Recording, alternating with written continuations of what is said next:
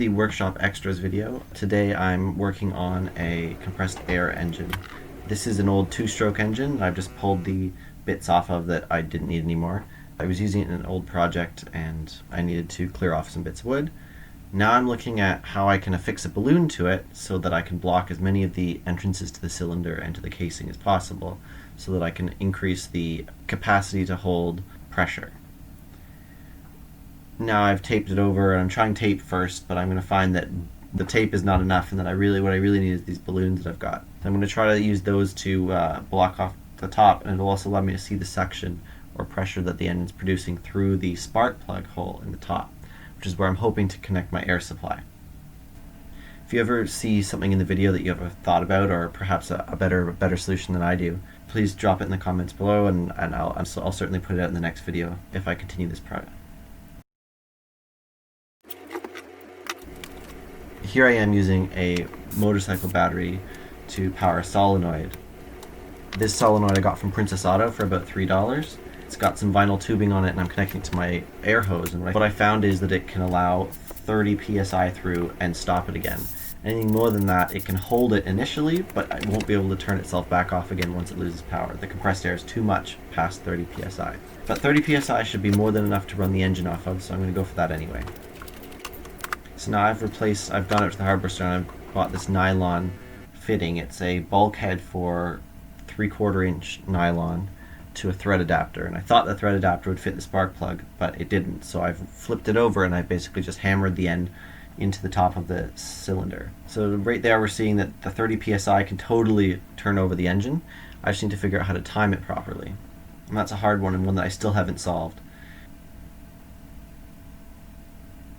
At first I thought maybe a reed valve would fix it. It's basically a spring that allows magnetic fields around it to close the contacts, which is very close to what I want.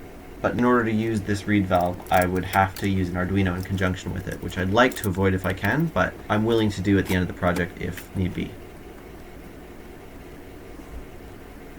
So my new plan that I've come up with here is I'm clamping a piece of wood on here, and I'm attaching to that piece of wood a small piece of hanger wire.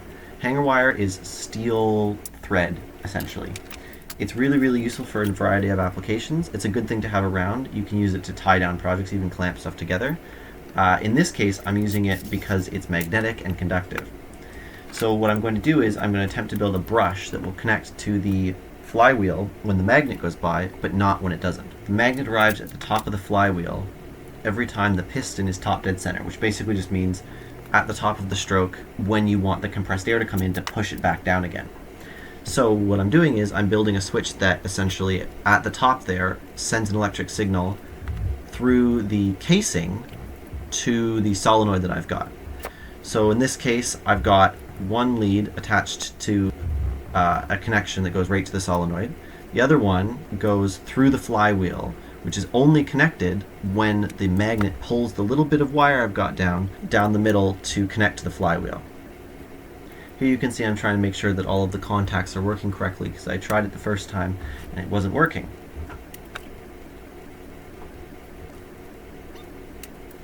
Just took a little bit of moving around of connections, but eventually I did figure it out, and I did have to switch the battery as well. I switched to the blue battery that you can see.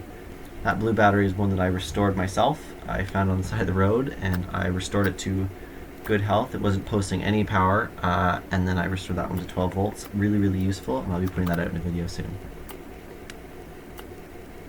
So here I'm holding the compressed air down, the nozzle down, and so the valve has air on one side, and as soon as the connection's made, it should allow air through.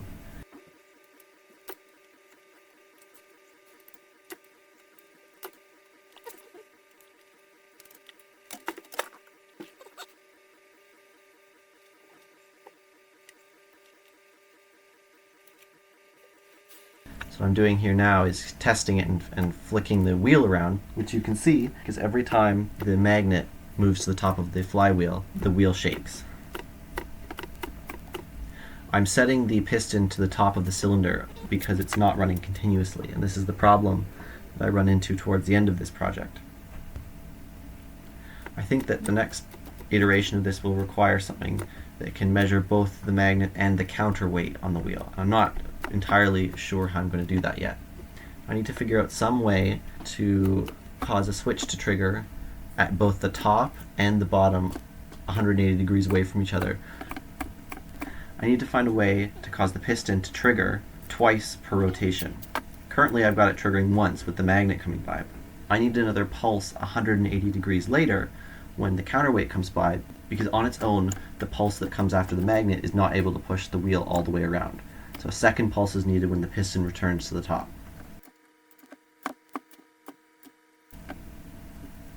That's it for today. Thanks for watching.